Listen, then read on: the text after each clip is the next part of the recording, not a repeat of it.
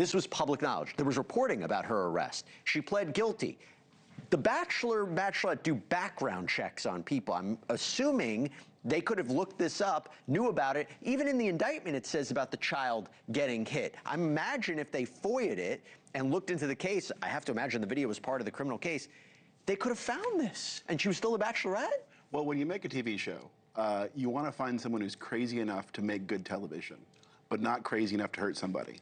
So I think here they erred on that very fine line, and I assume they knew about it and just felt it was going to not be a big enough deal for them to worry about, and it would make for good television. That's the assumption I have. It's not like they hired an outside background check company and then now tonight they're on the phone with them saying, you didn't find any of this? Well, from my experience, there'd be background checks on every contestant, whether it was one of the 25 or 22 competing or the star of the show. There'd be background checks, medical checks, psychological checks. So I assume there was a full background check and they knew the results of it, but somebody just felt it wasn't big enough to worry about and derail the show. Like, they must have known this information before they started shooting it. It's Disney. It's Disney. That's the part that's crazy. So how big of a deal is it to cancel an entire season after it's filmed and it's about to premiere?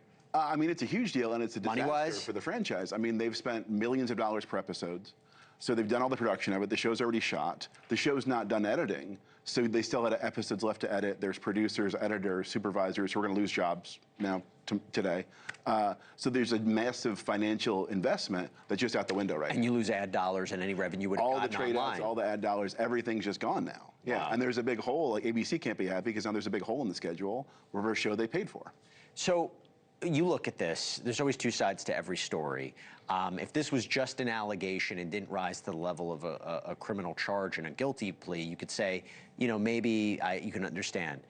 Do you think it seems very hard from this point to say she shouldn't be canceled. Do you think there's an argument that she should get a second chance? I mean, her team came forward and says this is only providing basically one side and it needs more context. Well, you can get away with a lot on unscripted television, but the one thing you can't do is throw stools, especially at children. So I think that's going to be an issue for her going forward. But America loves a comeback story. So she's more famous today than she was yesterday. So I imagine she will get a second chance. And from her public statements, it seems like she's going to kind of try to work on some things, keep the family safe. So I would expect we'd see more of her. Do you think if this video didn't come out, the season would still be going on? Because, I mean, again, there was the reports of this recent incident from February. If the video had not come out, the show would be airing on Sunday as planned, for sure.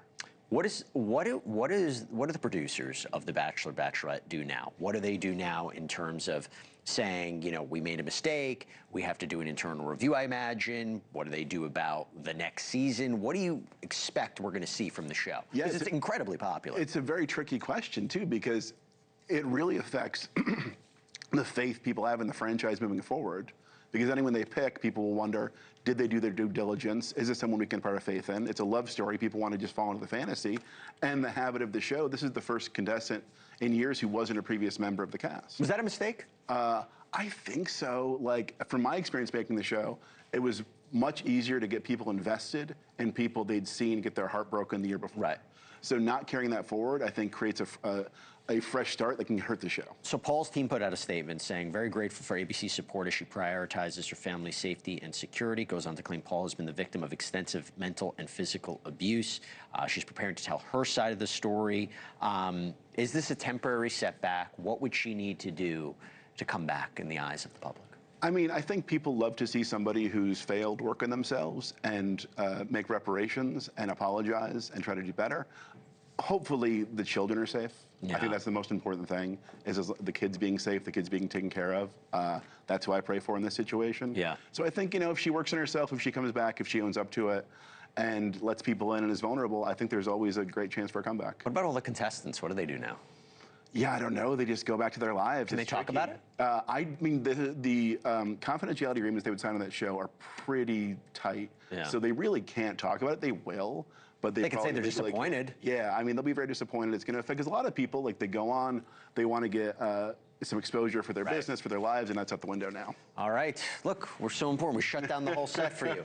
Thank you so much for taking the time, sir. Really, really appreciate it. Ryan Callahan, thank you. Came all the way in from Connecticut for us.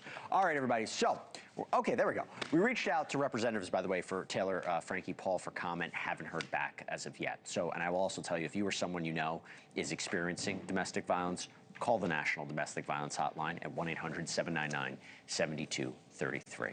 Thank you for watching. Subscribe below and download our NewsNation app right now on your phone, and you will get fact-based, unbiased news for all Americans.